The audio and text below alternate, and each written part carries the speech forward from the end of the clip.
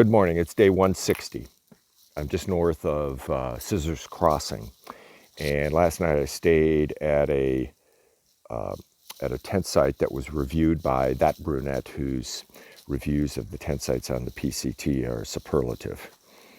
And she described it as something that you would expect to see in a fancy Tuscan restaurant, you know,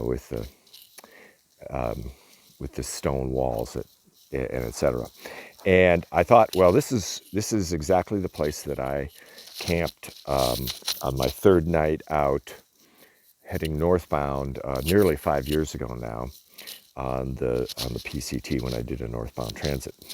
But it was right by the trail, and I'm like, no, that's not the way I remember it. I remember it being off the trail, and you had to follow it up a little bit, and so it was bugging me. And so I've been hiking, I don't know, mile, half mile, something like that. And I thought, okay, this place looks familiar. And so I headed up, and this is the place that I camped nearly 5 years ago. I call this the Personal Pan Box Canyon.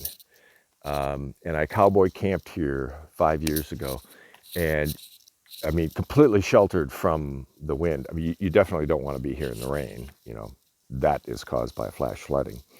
But if it's not raining and it's just windy, this is like bomb-proof. But that is just, and it warms my heart that I was like, yeah, that's not the way I remember it. So let me turn around and take a shot of this, just for posterity.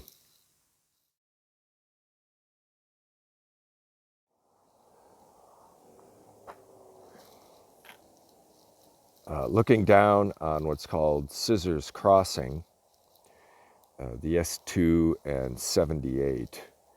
So they, have this sort of scissors aspect. And down there is, hopefully, a water cache. If not, I will probably have to hitch somewhere in order to get some water, because there's going to be a long dry stretch ahead. And then the trail heads off. Actually, that might be it, sort of like right that away.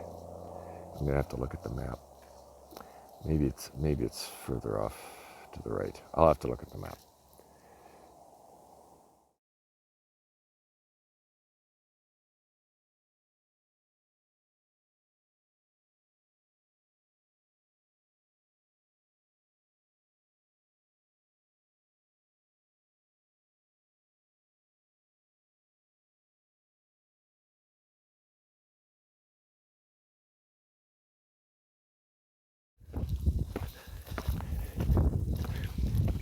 Just a few more days to go.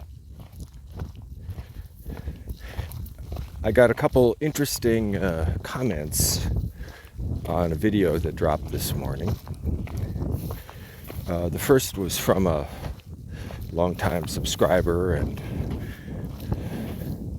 commentator on my channel, who noted that she didn't think she could do this because she would be lonely and homesick. And another comment from a different commentator was how I deal with the aches and pains that are a necessary part of someone of a certain age. So I'm going to address these because it seems to me they're sort of a general interest. And I'll address the second one first. In my book, which is in draft, on my dual through hikes 4 years ago, I know I have a section in there somewhere in which I say I was pretty much in pain the entire time, And if you can't deal with being in pain pretty much all the time, you probably shouldn't do a through hike. I can't say I feel that way anymore. I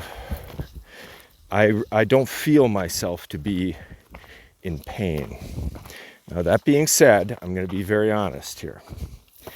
There are probably a few times a day where I will cry out in pain from my shin splints. Usually if I'm like end of the day, trying to set up my tent, trying to get in my tent, kneeling down, that kind of thing.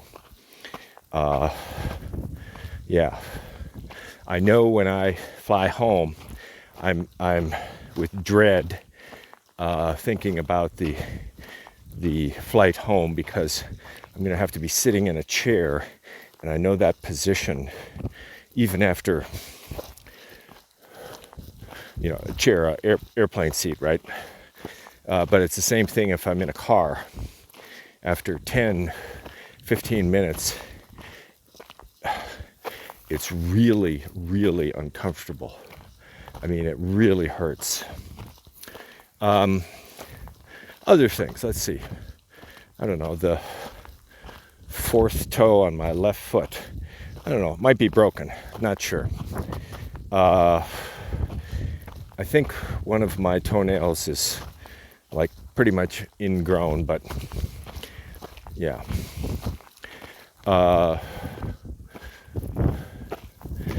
But I want to back away from this for a second. When I was a young man, I noticed a couple days I couldn't see well out of one eye. So I went in to see the eye doctor, and I said, hey, I can't seem to get this. It's like something on my cornea. And he looked and he said, no, you have floaters inside your eye. I said, well, how do we get rid of that? Because they're really annoying. And he said, you really don't. You can try to like flick your eye to get the liquid to move around slightly so they're not right in your field of view. But you really don't do anything. You just, get used to it. I suffer from tinnitus. And as an aside, tinnitus of two distinctly different tones.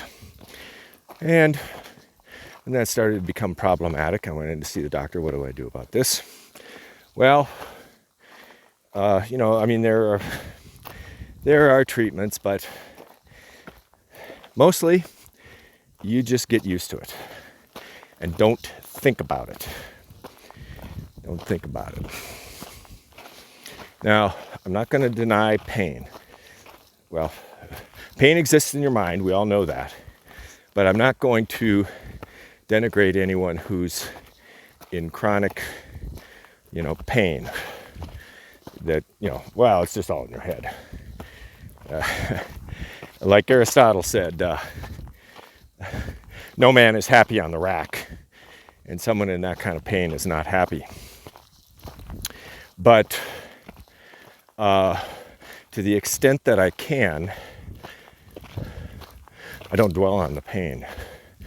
I hardly ever take an analgesic or anti-inflammatory, Tylenol or ibuprofen. Half a dozen times during this entire trip, maybe. I kind of don't even think about it anymore. Yeah. I have meniscus tears and, bumps and bruises and sprains and strains and stuff like that. But if you don't dwell on it, it seems to help me. Okay, so want to turn to the second question on loneliness and homesickness. When I was young, let's say 20, I remember my sister observed of me that while I liked people, I was okay being alone. And that is probably true. That's probably just a character trait. On the trail, there are probably few thru hikers this year that have stopped and talked to more other thru hikers, stop them in the mid trail and talk to them, at least for a little while, than me. I like to talk to people. I think they're very interesting. I want to know where they're from and what their experience is, and can they give me some advice on the trail through which they've just come, that kind of thing. But on the other hand, I haven't seen anybody at all today. I didn't see anybody at all yesterday. I didn't see anybody at all the afternoon before that when I went out of Warner Springs. And that doesn't freak me out. It doesn't bother me. It just is. I mean, I really don't. I would have to think about that,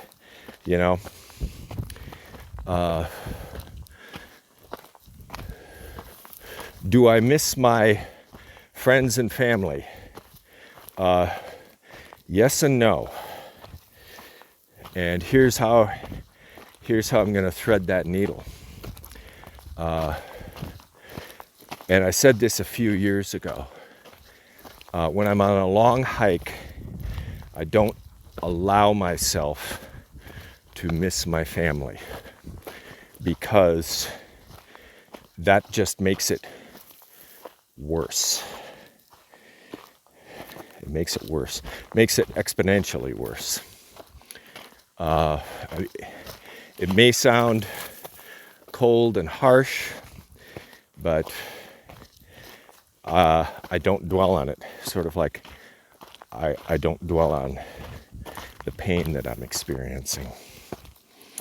But I certainly look forward to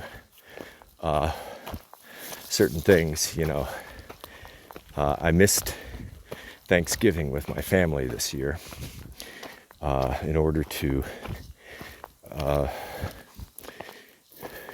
trade-off there was do I go fill in the 180 miles in Southern Oregon and Northern California that I missed due to the fire closure in, I think it was August. Because the price for that was Thanksgiving dinner with my family. But I told myself, well, I'll cook Christmas dinner and just make up for it that way. But that's sort of how I deal with... I was going to say one other thing about loneliness, yeah. So probably less than, maybe about 5 times in my life have I said to myself, I'm feeling lonely right now. I'm feeling lonely right now. And one of them was on this trip. And I think it was Shelter Cove that I went into. And I was expecting to meet up with members of my family and acquaintances. The way I guessed it, they would all be at Shelter Cove. I had to go into town to resupply instead of receiving a box there. And so I was delayed slightly. And when I arrived, there was only one person there that I knew at all. Her name is Caterpillar, young woman I'd met a few times, and she remembered my trail name. We were the only southbounders. Sorry, I should have mentioned that. Everybody else came in, and there was kind of a crowd.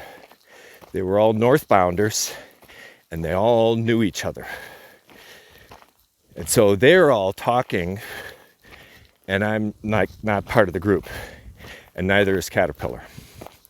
And I will say, to my embarrassment and shame, I had forgotten her name. And because I had forgotten her name, I was like, I kind of don't want to hang out and chat with you, because it's just going to be painfully obvious that I don't even remember your name. And but I remember feeling lonely. I mean, literally one of the few times in my life that I felt lonely, and yet I was around other people, and I was around other hikers, but they weren't the hikers I knew, and I wasn't part of their group.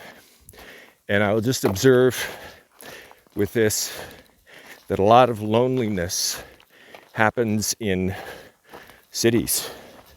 You can be surrounded by people and feel a profound loneliness. But